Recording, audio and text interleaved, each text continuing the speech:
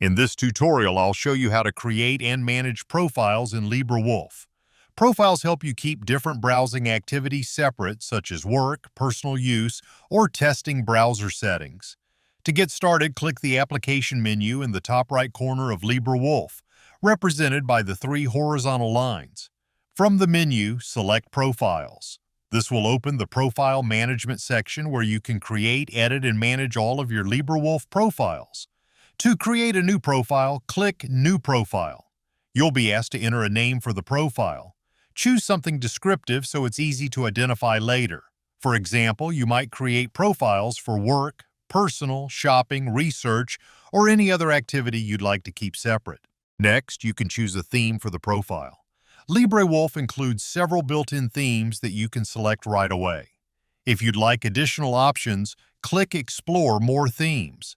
This will open the Mozilla Add-ons website where you can browse thousands of community-created themes. You can search for a specific style, color scheme, game, movie, or any other topic that interests you. Once you've selected a theme and finished configuring the profile, click Done Editing to create it.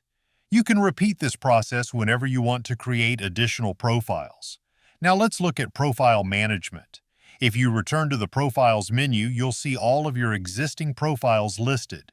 From here, you can quickly switch between them whenever needed. You'll also find an option called Choose a Profile when LibreWolf opens. If this option is enabled, LibreWolf will ask you which profile you'd like to use each time you launch the browser. If it's disabled, LibreWolf will automatically open the most recently used profile instead, which can be more convenient if you mainly use one profile most of the time.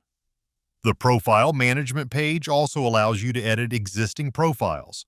For example, you can change a profile's name or theme later if you decide you'd like something different.